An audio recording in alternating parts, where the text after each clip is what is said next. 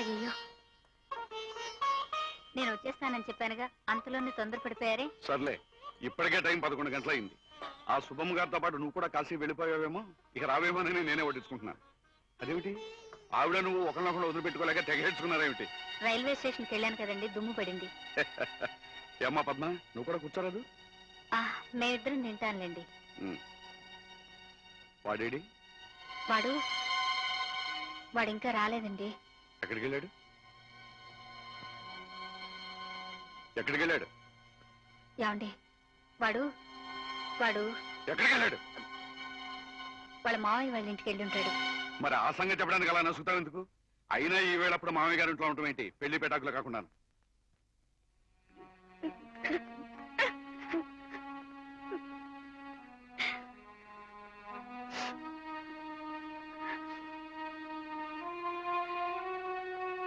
ఏమండి,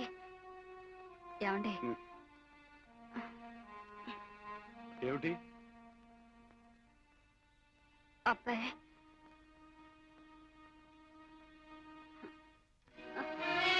ఏమిటి అబ్బాయి?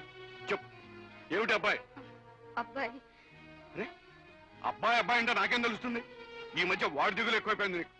అసలేం కావాలో చెప్పు. అదేనండి. అదేనంటే ఏమిటది? అదే వాడి పెళ్లి విషయం. వాడి పెళ్లి విషయం చెప్పడానికి అర్ధరాత్రి లేం మరీ చెప్పక్కర్లేదు. ఇది నన్ను అడగడం కంటే వాడిని అడగడం మంచిది. వాడే చెప్తాడు.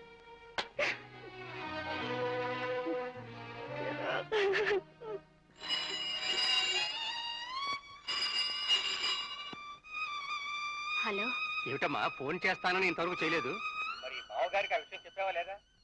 లేదన్నయ్య, ఎంత ప్రయత్నించినా ఆయన ముందు నోరు విప్పలేకపోయాను, నిజం చెప్పలేకపోయాను. చాలా పొరపాటు చేసావమ్మా. అన్నయ్య, ఈ గండం నుంచి నా బిడ్డను ఎలాగైనా నువ్వే కాపాడాలి. నీకు చేతులెత్తి దండం పెడతాను. రవిని ఎలాగైనా ఈ కేసులోంచి బయటపడాయన్నయ్య. నా ప్రయత్నం నేను చేస్తానమ్మా. కానీ చూడు, జడ్జి నీ మొగుడు, అదేనమ్మా నా భయం. ఏమండి రామారావు, పార్టీని తీసుకురాకుండా మీరు ఒక్కరే కోర్టుకొస్తే కేసుల పరిష్కారం అవుతుంది. మళ్ళీ ఈ నెల 30వ తారీఖున వాయిదా వేస్తున్నాను. ఈసారి కూడా పార్టీని తీసుకురాబోతే కేసు కొట్టేస్తాను. వెళ్ళండి. అలాగే సార్.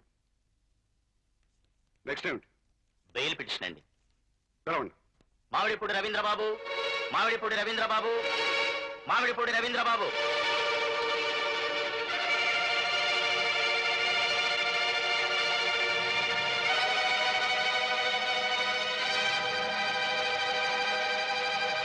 యువర్ ఆనర్, ఈ నెల 16వ తారీఖు రాత్రి 9 గంటలకు స్టేడియంలో జరిగిన గలాటాలో ఉద్రేకపూర్వకంగా చంపాలనే ఉద్దేశంతో ఈ మామిడిపూడి రవీంద్రబాబు మధురమణి మురుగేశాన్ని కర్రతో కొట్టాడు. అతనికి తల మీద బలమైన దెబ్బ తగిలింది. అతను ఇప్పుడు హాస్పిటల్లో చావు బతుకులు పడుచున్నాడు. ఈ పరిస్థితుల్లో ముద్దాయికి బెయిల్ మంజూరు చేయడం అంత మంచిది కాదని నేను భావిస్తున్నాను. యువర్ ఆనర్, రవీంద్రబాబుకి హాస్పిటల్లో ఉన్న మురుగేశన్కి పాత కక్షలేమీ లేవు. ఆత్మరక్షణ కోసం చేసిన ప్రయత్నంలో దెబ్బ తగిలి తానుగా పడిపోయాడని రవీంద్రబాబు చెబుతున్నాడు. ఈ పరిస్థితుల్లో బెయిల్ ఆపడానికి కారణాలు నాకేమీ కనిపించడం లేదు. అందువల్ల నా క్లయింట్ రవీంద్రబాబుకి బెయిల్ మంజూరు చేయవలసిందిగా కోర్టు వారిని నేను కోరుతున్నాను.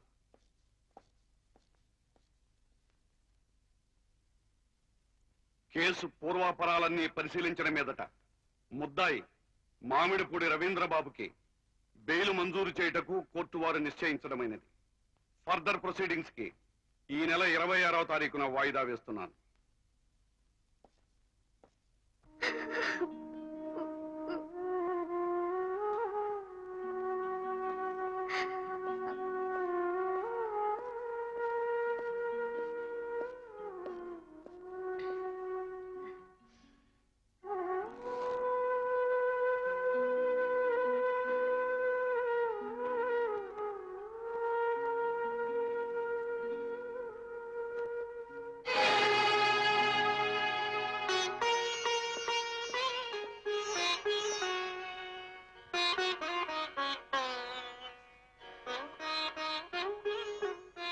ఆగు. 25 ఏళ్ళు నాతో కాపురం చేశావు. ఇన్నాళ్ళు నీ కొడుకు విషయంలో నువ్వు పక్షపాతంగానే ప్రవర్తిస్తూ వచ్చావు. వాణ్ణి చేతులా నువ్వే చెడగొట్టావు. ఇంత తప్పు చేసినా చివరకు ఇవాళ కూడా వాణ్ణి నా నుంచి దాచేయడానికి ప్రయత్నం చేశావు. ఇంతకాలం నిన్ను క్షమించినా ఇవాళ మాత్రం క్షమించలేకపోతున్నాను. పూర్ణ, దయచేసి ఇంకెప్పుడు నా గదిలోకి రావద్దు. శిక్ష పడి వాడు కూడా నాకు దూరం కాబోతున్నాడు. ఇంకెవరూ నాకు అక్కర్లేదు. Please get out. బాయ్ అవే.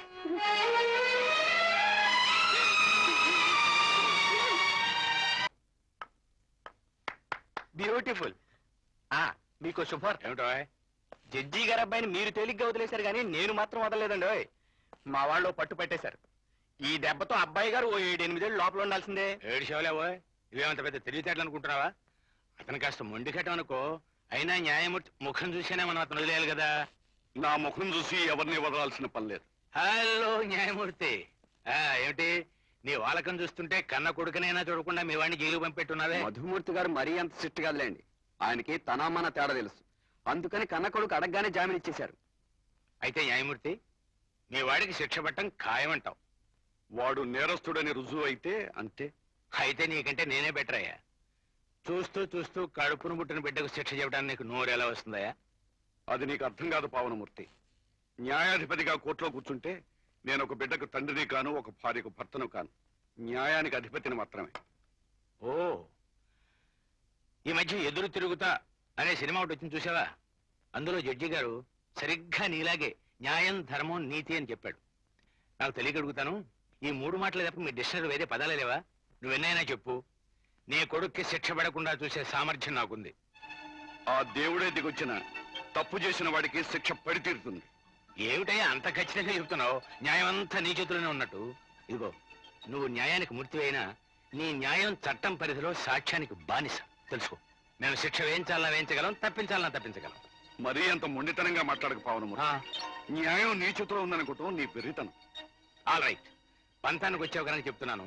రేపు కోర్టులో నీ న్యాయం నీ ఎదుటే నీ కళ్ళ ముందే ఓడిపోతుంది. నువ్వు దోషి అనుకున్నవాడు నిర్దోషి అవుతాడు.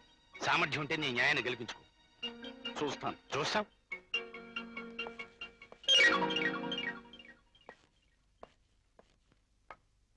అయ్యా, ఓరి నీ అసాధ్యం గల అప్పుడే మొదలెట్టావా? ఏం చేయమంటారు చెప్పండి. మీరు మా బావగారితో చాలా అనవసరమైన విషయాలన్నీ మొదలు పెట్టారు. నాకు బోర్ కొట్టి ఇది మొదలు పెట్టాను.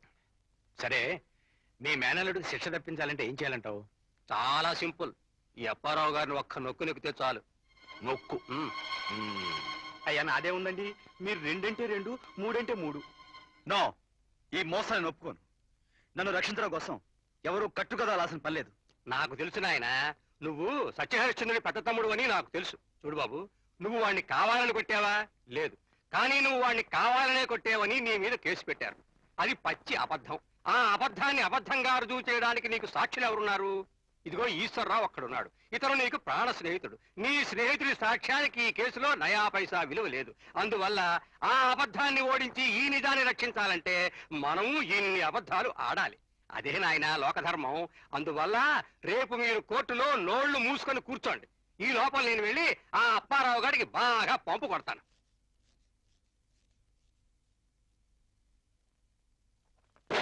దేవుని మీద ప్రమాణం చేసి దేవుని మీద ప్రమాణం చేసి అంతా నిజమే చెబుతాను. అంతా నిజమే చెప్తాను. అబద్ధం చెప్పను. అబద్ధం చెప్పను. మీ పేరు చాగంట అప్పారావు కదూ?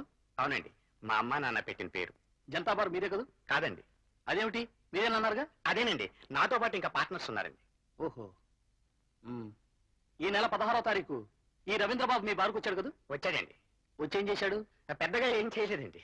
అదేమిటి పోలీసులకు మీరు ఇచ్చిన రిపోర్ట్లో బార్లోకి వచ్చి సీసాలు పగలగొట్టాడని, మీ జేబులో డబ్బులు దౌర్జన్యంగా తీసుకున్నాడని చెప్పారు. ఇప్పుడేమో పెద్దగా ఏం చేయలేదని చెప్తున్నారేమిటి? సీసాలు పగలగొట్టడమేమో నిజమేనండి, కానీ అది నవ్వులాటకు మాత్రమేనండి. జేబులోంచి డబ్బులు కూడా తీసాయండి, కానీ అది ఎగతాళికేనండి. మీరన్నట్టు దౌర్జన్యంగా మాత్రం కాదు. దౌర్జన్యంగా కాకపోతే మీ పనివాళ్ళు రవీంద్రబాబు మీద కొట్లాట కిందకు వెళ్లారు. అది నిజం చెప్పండి. సాక్ష్యాన్ని మార్చడానికి ప్రయత్నించగలరు. ప్రాసిక్యూషన్ వారు తమ సాక్షిని తామే క్రాస్ ఎగ్జామిన్ చేసుకుంటున్నారు. యువర్ ఆనర్, సాక్షి పోలీసులకు తాను రాసిచ్చిన రిపోర్ట్లోని అంశాలను మార్చి సాక్ష్యాన్ని తాను మార్చేస్తున్నాడు. పోలీసు రిపోర్టులోని అంశాలను ఇక్కడ ప్రస్తావించడం అనవసరం యువర్ ఆనర్. సాక్షి కోర్టులో ఏం చెబుతాడో అదే మనకు కావాల్సింది. ప్రాసిక్యూటర్, రిపోర్టును గురించిన రిఫరెన్స్ వదిలేసి ప్రొసీడ్. Yes your honour. ఇప్పుడు చెప్పండి అప్పారావు గారు, రవీంద్రబాబు మీ బార్లోకి వచ్చి ఏ గొడవ చెయ్యకపోతే మీ మనుషులు అతను ఎందుకు పోట్లాడుకున్నారు? వాళ్ళు పోట్లాడుకున్నారని నేను చెప్పలేదు కదండి. అదేమిటి మీరే కదా వాళ్ళు పోట్లాడుకుంటున్నారని పోలీసులకు రిపోర్ట్ చేసింది? అదే, వాళ్ళు ఆ ఊ అని చేతులు అనుకుంటుంటే పోట్లాడుకుంటున్నారేమో అని పోలీసులకు ఫోన్ చేసి చెప్పానండి. ఆ తర్వాత మా వాడు చెప్పారు అది పోట్లాడి కాదు. మరేమిటి? అది నాకు తెలియదండి. Any cross examination? అక్కర్లేదు అక్కర్లేదు, ఇట్స్ ఓకే. యువర్ ఆనర్, రెండో సాక్షిని ప్రవేశపెట్టమని కోరుకుంటున్నాను. మధురమణి మురుగేశన్, మధురమణి మురుగేశన్. నీ పేరేమిటి బాబు? మురుగేశన్. మురుగేషన్ అంటే తమిళేనా? ఆమా సార్. ఏం చేస్తుంటావు? జనతా బార్ లో పని చేస్తాను. జనతా బార్ లో పని చేస్తాను. పని చేస్తావా? ఆ. ఈ రవీంద్ర బాబు నీకు తెలుసా? తెలుసు సార్, నమ్మ గురువు తానే. ఆ తల మీద దెబ్బ ఎలా తగిలింది? నమ్మ గురువు గారు కరాటే మాస్టర్ సార్. ఆయన దగ్గర కరాటే నేర్చుకుంటా ఉంటే తప్పు పనిట అప్పు తలకు దెబ్బ తగిలింది సార్. అంటే నీ పొరపాటు వల్లే దెబ్బ తగిలింది కానీ ఈ రవీంద్ర బాబు కావాలని కొట్టలేదంటావు. ఆమా సార్, నమ్మ గురువు గారు నల్ల మనిషే sir. Any class examination please? Not necessary. ఇంతవరకు కోర్టులో హాజరుపరిచిన సాక్ష్యాల సాక్ష్యాన్ని బట్టి, పోలీసు వారు దాఖలు చేసిన కేసును బట్టి చూడగా, ప్రాసిక్యూషన్ వారు తమ కేసును రుజువుపరచట్లో తీవ్రంగా విఫలమైనట్టు రుజువైనది. అయినప్పటికీ బుద్ధిపూర్వకంగా చేసిన, ఎగతాళిగా చేసిన నేరానికి శిక్ష తప్పదు. కనుక ముద్దాయి జనతా బారులో సీసాలు పగలగొట్టుట, యజమాని జేబులోంచి డబ్బులు తీయుట, బహిరంగ ప్రదేశంలో అసభ్యంగా ప్రవర్తించుట మొదలైన సంఘ వ్యతిరేకమైన పనులు చేయటం వలన అతనికి 3 నెలలు సాధారణ జైలు శిక్ష విధించడమైనది. సహభాష్ న్యాయమూర్తి, సాక్ష్యాలు వ్యతిరేకంగా ఉన్న అధికారం చేతిలో ఉంది కదా అని కన్న కొడుకే శిక్ష వేశావు. నువ్వు నా మిత్రుడైనందుకు నిజంగా సంతోషిస్తున్నావయ్యా. నీలాంటి జడ్జి జిల్లాకి ఒక్కడుంటే చాలు, దేశమే బాగుపడిపోతుంది. ఇదిగో రామానందం, మీ బావగారు చేసిన ఈ ఘనకార్యానికి మనం సత్కార సభ ఒకటి ఏర్పాటు చేసి కనకాభిషేకం, గజారోహణం. కర్తవ్యం అంటే అర్థం తెలియని నీలాంటి వాళ్ళు అలా అనుకోవడంలో తప్పులేదు. కానీ మేము న్యాయశాస్త్రానికి బద్ధులం. గాడిద గుడ్డు, కొడుకుని రక్షించకొద్దని ఏ న్యాయశాస్త్రంలో ఉందయ్యా?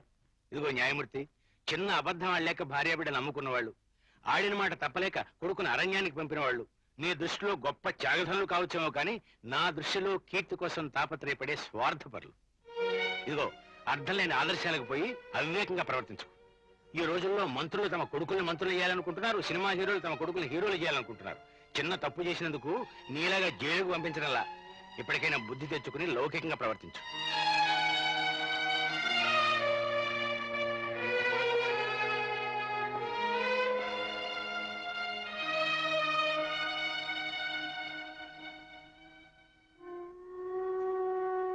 పూర్ణ, పూర్ణ, నేను లోపలికి రాలేదండి, ఇక్కడే కూర్చున్నాను. పద, లోపలికి పద. పద, కూర్చో.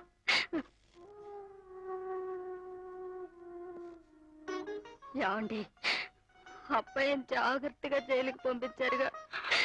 ఇంకో 3 నెలల వరకు నా బిడ్డ నా కంటికి కనిపించడు, అంతే కదండి. పూర్ణ, వాడు నాకు కొడుకేనే. జడ్జిగా వాడిని శిక్షించిన తండ్రిగా ఎంత కుమిలిపోతున్నాను అర్థం చేసుకో. జైలు నుంచి తిరిగి వచ్చిన తర్వాత అయినా వాడు మంచి మనిషిగా తయారవుతాడేమోనని ఆశిస్తున్నాను. వాడు మంచి మార్గంలో నడవాలని ఆ దేవుణ్ణి ప్రార్థించు.